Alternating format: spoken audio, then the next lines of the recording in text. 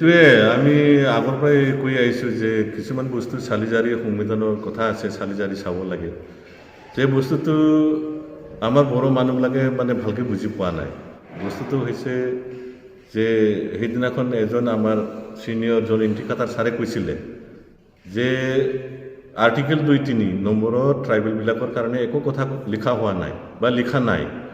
তাৰমানে article 2-3হে union territory অথবা আলাদা ৰাজ্য ষ্টেট যিবিলাক ডিমাণ্ড দিছে সেইবিলাক ডিল কৰে।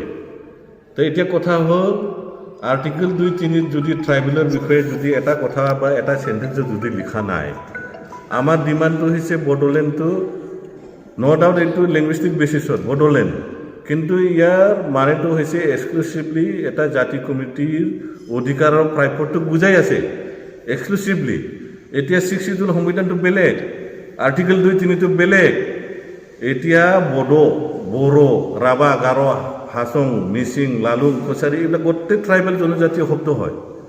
এতিয়া ট্ৰাইবেলবিলাকৰ কাৰণে বড়োলেণ্ড শব্দটো যেতিয়া মানে এক্সক্লুচিভলি ট্ৰাইবেল ৱৰ্ড হোৱাৰ কাৰণে শব্দ হোৱাৰ কাৰণে ভাৰতৰ সংবিধানে কি দিব? 6 শিডিউলৰ ট্ৰাইবেলবিলাকৰ কাৰণে মৰ্যাদা আছে কিছুমান, সেইমতেই কাম কৰিব। এতিয়া কথাটো হ'ল যে আমাৰ বড়োলেণ্ড শব্দটো ট্ৰাইবেল শব্দ হোৱাৰ কাৰণে যে আমাৰ নৰ্থ ইষ্টত যিবিলাক 6 শিডিউল সংবিধান আছে সেইমতে হায়েষ্ট মৰ্যাদা, হায়েষ্ট মানে ৰাজমুকুট যোনটো নেকি 6 শিডিউল কাউন্সিলৰ ওপৰত নাই, 6 শিডিউলৰ সংবিধানতে নাই। তো আমি দিল্লী কেলৈ বিয়া পাইছোঁ? দিল্লীটো বিয়া পোৱাৰ কোনো কথা নাই। গাৰ্জেনে আমাক দিল্লীয়ে যি ট্ৰাইবেল শব্দৰ কাৰণে যি বিচাৰিছে আন্দোলন কৰি আহিছে 67ৰ পৰা 2021-22লৈকে যিখিনি আমি আন্দোলন কৰি আহিছে BSc, BTC, BTR, তো সেইমতে 6 শিডিউলৰ যোনটো প্ৰাপ্য অধিকাৰ সেইটো হৈছে 6 শিডিউল কাউন্সিলৰ ওপৰত আৰু সংবিধানত নাই। এতিয়া কথাটো হ'ল যে যদি আমাক আলাদা ৰাজ্য ইউনিয়ন টেৰিটৰী বা অট'নমাছ যদি ষ্টেট লাগে, আৰ্টিকেল 2-3 কি কৈছে? আৰ্টিকেল 2-3ৰ ইণ্টাৰপ্ৰিটেশ্যনটো এইটোৱে যে ইন জেনেৰেলভাৱে ইনক্লুচিভলি যদি হয় তেতিয়াহে আৰ্টিকেল 2-3টো ডিল কৰিব। এতিয়া আমাৰ ডিমাণ্ডটো বড়োলেণ্ড এইটো ট্ৰাইবেল শব্দ হয়, সেইটোতো আৰ্টিকেল 2-3 যাব নোৱাৰে। সেইকাৰণে কৈ আছোঁ আমি আৰ্টিকেল 2-3টো 1956 হৈছে এমেণ্ডমেণ্ট হৈছে, 7টা এমেণ্ডমেণ্টত এই বস্তুটো ক্লিয়াৰ কৰা হৈছে।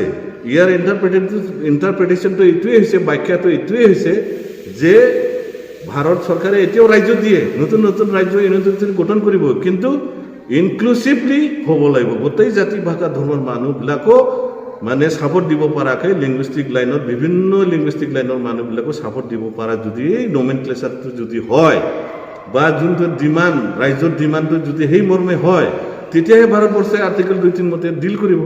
এতিয়াতো আমি বিচাৰি গৈছোঁ বড়োলেণ্ডটো ট্ৰাইবেল শব্দ হয়। তো ট্ৰাইবেল শব্দৰ কাৰণে কি আছে ভাৰতৰ সংবিধানত? 6 শিডিউল কাউন্সিলে হাইষ্ট।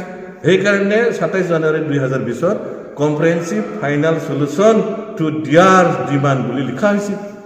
সেইটো কথাটো সত্য। জন ইণ্টিকাটাৰ যোনটো কৈছে এই কথাটো সত্য। আৰ্টিকেল 2-3তো কোনো ট্ৰাইবেলৰ কাৰণে এটা চেণ্টেঞ্চো লিখা নাই।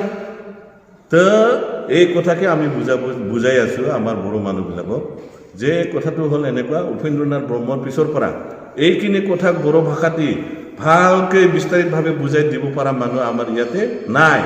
তথাপিও কিছুমানে বুজিব চেষ্টা কৰিছে। উপেন্দ্ৰনাথ ব্ৰহ্মই কি কৈছে? উপেন্দ্ৰনাথ ব্ৰহ্মই কৈছে যে আমাক হোমলেণ্ড মানে নিজা এটা ঘৰ যিকোনো প্ৰকাৰে সৃষ্টি কৰিব লাগিব। ইয়াৰ নমেনক্লেচাৰ যিয়ে নহওক, নামাকৰণ ৰাইজৰ নাম বড়োলেণ্ড বা দুৱাৰাঞ্চল বা যিয়ে নহওক, যোন ৰাস্তাদি গ'লে সংবিধানে আমাক এলাও কৰে।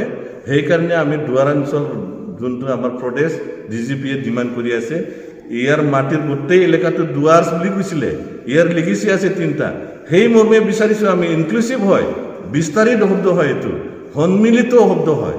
সেই ৰাস্তাদি গ'লে আমি উপেন্দ্ৰনাথ ব্ৰহ্মৰ যোনটো সপোন আছিলে হোমলেণ্ড ডিমাণ্ড কৰাৰ যোনটো যেনেকৈ হওক অসমৰ পৰা ছেপাৰেট হ'ব লাগে সেইটোকে আমি দেখাই আছোঁ। তো আমাক বেয়া কিয় পায়?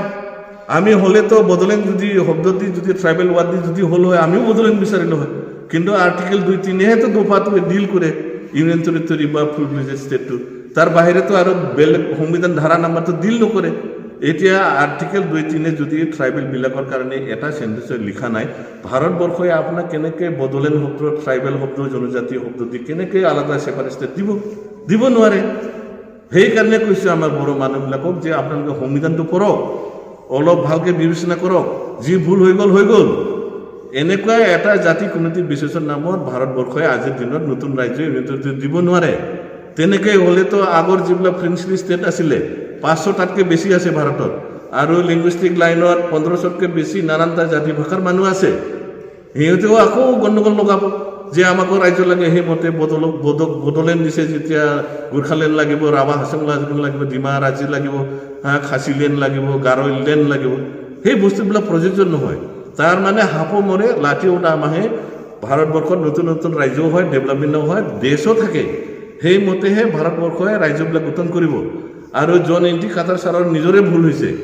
সিহঁতৰ এক্সক্লুডেড সংবিধানৰ ইনচাৰ্টেড আছিলে NC হিলছ, পুৰণা নামটো 1952 যোনটো কাউন্সিলত, আৰু এইফালে আছিলে মিকিৰ হিলছ। তাহাঁতে কি ভাবিলে 1995ত সিহঁতে ডিমাণ্ড কৰিলে, ৰিনেম কৰি পেলাই কি কৰিলে সিহঁতে বোলে ডিমা হাছাও লেণ্ড, এইফালে বিচাৰিলে কাৰ্বি আংলং লেণ্ড। এতিয়াতো এক্সক্লুচিভলি জাতি কমিউনিটিৰ বিশেষত আহিল, কিন্তু আগৰ নামত যদি কম্প্ৰাইজিং যদি একেলগ হৈ যদি অট'নমাছ ষ্টেটটো বিচাৰিলে হয়, আজিৰ দিনত পাই গ'লো হয়। সেইকাৰণে মেঘালয়, খাচী, জয়ন্তীয়া, গাৰো হিলছে 1952ত সংবিধানত ইনচাৰ্টেড 6 শিডিউলত সোমোৱাৰ পিছত, 6 শিডিউলৰ 20 পেৰা পাৰ্ট 2ত সংবিধানত ইনচাৰ্টেড হোৱাৰ পিছতো সিহঁতে দেখিলে আমিতো 6 শিডিউলৰ মতে পাই গ'লো, এতিয়া আমাক লাগে আলাদা ৰাজ্য ইউনিয়ন টেৰিটৰী। সেইমতে আৰ্টিকেল 2-3ৰ যি গাইডলাইন কি ফ'ল' কৰিব কৈছে, সেইমতে ইনক্লুচিভলি সিহঁতে মেঘালয় নামৰ ৰাজ্যটো ল'বলগীয়া হ'ল। তাৰপিছত সিহঁতে মেঘালয়ৰ মানেতো হ'ল বাদলংকী ৰাজ্য, মানে বাদলংকী নিবাসস্থান। বড়োত ক'ব গ'লে জুমিয়ৰ ৰাজ্য, অসমীয়াত ক'লে মেঘৰ ৰাজ্য, ইংলিছত ক'লে এবড অফ স্কাই। সেইটো ইনক্লুচিভ শব্দ হয়। আৰু সিহঁতৰ মেঘালয় ষ্টেটো হৈ গ'ল, লগতে সিহঁতৰ 6 শিডিউলো থাকিল। আমাৰো দুৱাৰ অঞ্চল কনষ্টিটিউচনেল বাউণ্ডাৰীৰ তলত দুৱাৰ অঞ্চল ষ্টেটো থাকিব। আমি যিখিনি পাই আছোঁ এতিয়া BTC BTR সেইটোও থাকিব, কি বেয়া আছে? সেইকাৰণে কৈছোঁ আমি আমাৰ দুৱাৰ অঞ্চল যোনটো প্ৰদেশ বা DGPৰ যোনটো কনচেপ্ট, এইটো 100% টেষ্টেড। এইটো দিল্লী যাব, সোনকালে আমি আলাদা ৰাজ্য পাম। ভাৰতবৰ্ষৰ ইয়াৰ উত্তৰ দিব পৰা কোনো ক্ষমতা নাই।